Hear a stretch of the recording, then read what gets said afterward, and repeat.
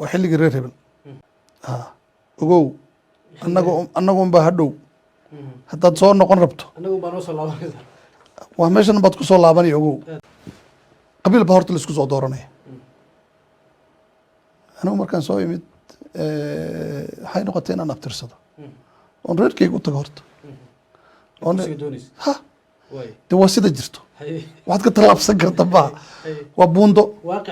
waa waaqic jira kama tallaabsan karaysa reerkii baan u tagay waa ila garteen waa soo qaadeen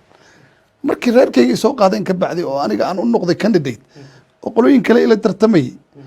iga hareen qaar igama hareen waa ila tartameene qaarkood igama harin qaarna waa iga hareen qaarna igama harin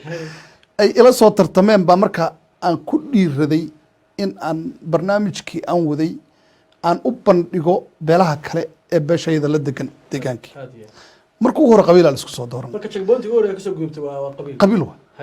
waa meeshii ugu horaa taaganta waa qabiilkii qabiil baa lagugu keenay qabiil markii lagugu keenay anigu markaan imid oo campaignki waxaan u bandhigay wajeer south oo dhan 162 goobooda cod laga soo riday hal meel abasa yaan eber ka helay 161 kale cod bay ii soo rideen waana mataqaanaa tan ii sahlaysa ama inaan ku dhiirado inaan ummaddii wajeer south aan u arko dad isoo wada doortay mana jirin qof aniga horreeyey oo intaasoo goobood codod ka helay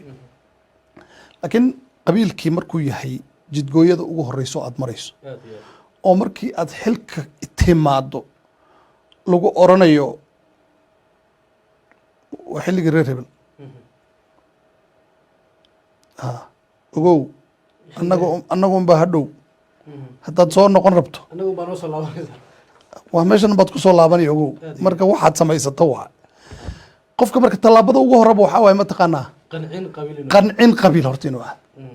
teeda kale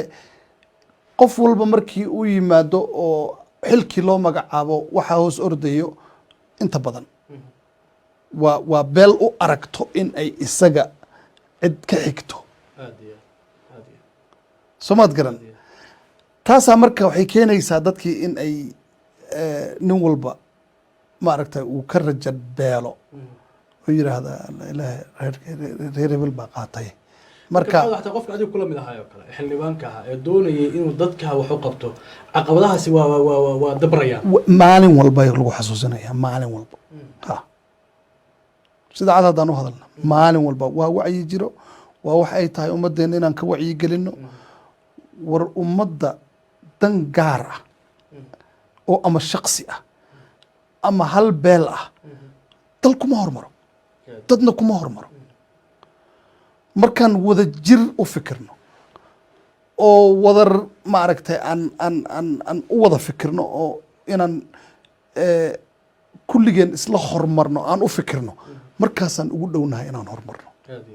marka qof walba meeshuu joogo xubintii u taalay hawl ahayd ama mas-uuliyad ahayd uu siday tahay ugu hagaago oo nin walba meeshiisa uu ka adkeeyo markaasaan horumarayna qofka madaxda ah inaan lagu mashquulinin dan beeleed ama dan shaksi ee danta guud markaasay waddooyinkayga ficnaanayaan oo isbitaalladeena tayaysnaanayaan oo mataqaanaa waxbarashadeena tayaysnaanaysa laakiin hadda isbitaallada ugu tayada xun haddii la yidhahdo waa deegaankeenna biyaha ugu tayada xun haddii la yidhahdo waa deegaankeenna biyo la-aanta ugu badan hadday tahay waa deegaankeenna waxbarashada ugu taya xun hadday tahay waa deegaanka ilaa macalimiintiiba ma haysana 5 kun oo macalimiina hal maalina laga soo qaaday